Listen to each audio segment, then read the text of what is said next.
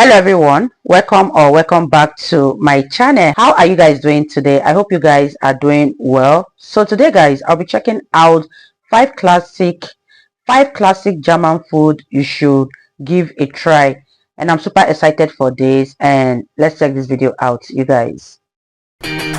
German cuisine is considered meat heavy, but the cliché is only partly true. We'll show you 5 typical specialties from Germany, from hearty to vegetarian to sweet. Bet you wouldn't have guessed that one of them is actually a German invention. Let's start with a classic, the Schweinshaxe. This knuckle of pork probably corresponds to the image that many people have of German food, served with a side of Bavarian folk music, like here in Munich's Hofbräuhaus. Wolfgang Reitmeier uses basic ingredients when preparing this typical Bavarian specialty, but he's very particular about the origin and quality of the meat. Wichtig für die Zutaten ist halt Regionalität, dass es einfach das nachvollziehbar ist, wo kommt das Ganze her. And this is how the knuckles are prepared. The front leg of the pork is seasoned with garlic, salt, pepper, and a mixture of caraway seeds.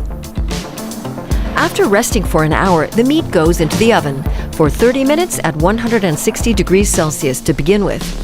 Then it's basted with dark beer and put back in.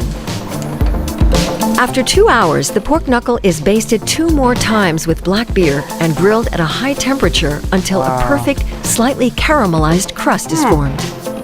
It looks so good. The Schweinshaxe is traditionally served with a potato dumpling and gravy. When boiled, the pork knuckle is known as Eisbein, a dish more popular in northern Germany, where it's usually eaten with sauerkraut and potatoes.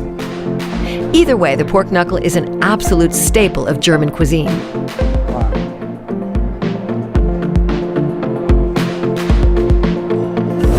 Time now for something vegetarian. Wow, you guys, what are your thoughts on this video? I love that pork knuckle, the way it was presented, the way it looked. I could try it, although I don't like eating pork, but the way this particular one was presented, I mean the one that was grilled in the oven, I see myself trying it. Let me know what your thoughts are about this pork knuckle. Have you tried it? Do you like it? Is it a staple in Germany? I would love to know your thoughts about this in the comment section down below, and let's continue watching, you guys. Vegetable is the headliner on many German menus in springtime, asparagus. The season lasts about 3 months, and during this time, Germans eat an average of around 1.4 kilograms of asparagus per person. Asparagus has been grown in the region around Belitz, south of Berlin, since the middle of the 19th century. The soft, sandy soil here is ideal.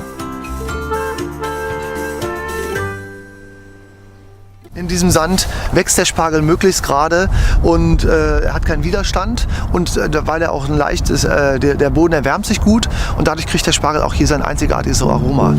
Around 10% is green asparagus, which grows above ground, and 90% is white and grows underground.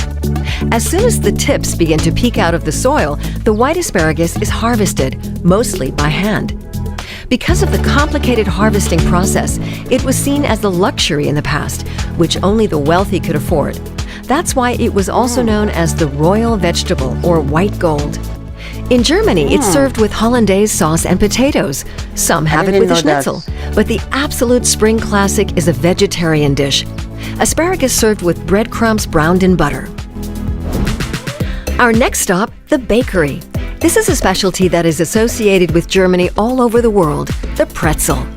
Especially in southern Germany, life without pretzels is unthinkable.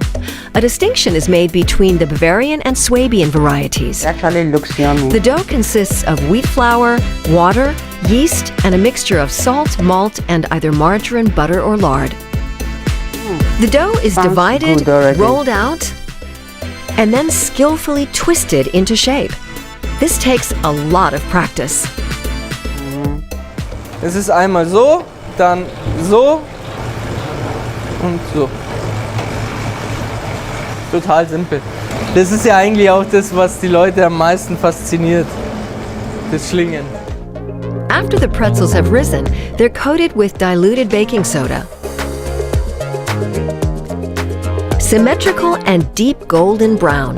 This is what a Bavarian pretzel should look like. The Swabian version differs mainly in its shape. It's all about the so-called belly and the thin arms. Das Wichtige ist an der schwäbischen Brezel die dünnen Ärmchen, die nachher groß werden und der Bauch, der dann schön locker ist und dann auch dann weich ist. Regardless of your preferred shape, the pretzel is undeniably the flagship of German baking. Could the same be said about our next German specialty?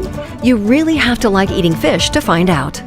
The fish rolls are particularly popular in northern Germany in every possible variation. Natürlich ein Lachsbrötchen. Ein Backfisch, also was Paniertes. Krabbenbrötchen. Bin schon ganz gespannt, wie das schmeckt.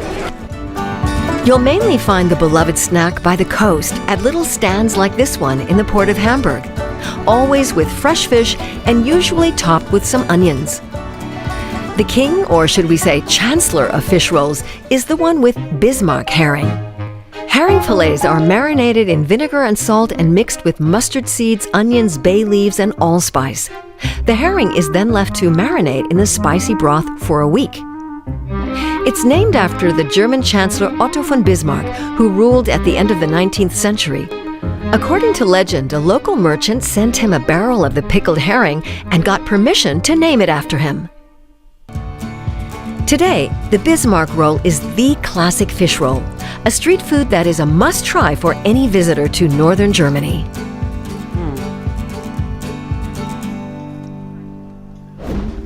Moving on to dessert. The typically German spaghetti ice cream. Typically German? It sure is. The noodle-shaped ice cream with Spaghetti strawberry ice sauce cream. and white chocolate sprinkles was created here in Mannheim in sounds southwest French. Germany. Dario Fontanella, the son of Italian immigrants, came up with this unusual creation in his father's ice cream parlor. It first appeared on the menu in 1969, inspired by a dessert he had eaten on vacation. Neugierig bin ich an der Theke gegangen, habe der Frau gefragt, habe gesagt, sagen Sie mal, können Sie mir erklären, wie Sie diese Schnürchen da rausgemacht haben? Und dann hat sie gesagt, das ist ganz einfach. Ich habe Kastanienpüree genommen und das habe ich durch eine Kartoffelpresse gejagt, ja? Und da habe ich gedacht, das ist aber genial. For spaghetti ice cream a la Fontanella, you need milk, cream, thickener, egg yolk powder, and sugar, plus some vanilla extract and lemon. The ice cream mixture is made at -8 degrees Celsius. To make the red sauce, strawberries are pureed. Then you're good to go. The vanilla ice cream spaghetti is placed on a portion of cream with a strawberry puree acting as the tomato sauce and white chocolate sprinkles as parmesan. This is definitely the sweetest spaghetti dish you'll ever try. What are some of the typical specialties in your home country? Wow, you guys, what are your thoughts on this video?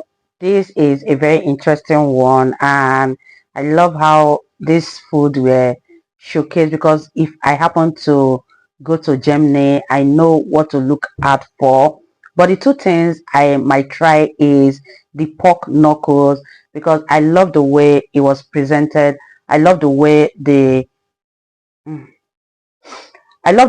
one that was put in the oven looked. It looked like something I'll definitely try. And the second thing I'll try again is the presto, because that looks very, very yummy. The presentation was top notch. I love how golden brown it was. Let me know what you guys will be trying if you happen to be in Germany. The other food that was mentioned is a no-no for me. Actually, the ice cream spaghetti, I can never try something like that. I know for a fact that I won't like it. But let me hear your thoughts in the comment section down below. What other food are staple food in Germany that wasn't mentioned in this video, and how are they prepared? Leave your thoughts in the comment section down below, and I'll see you all in the next video. Bye guys.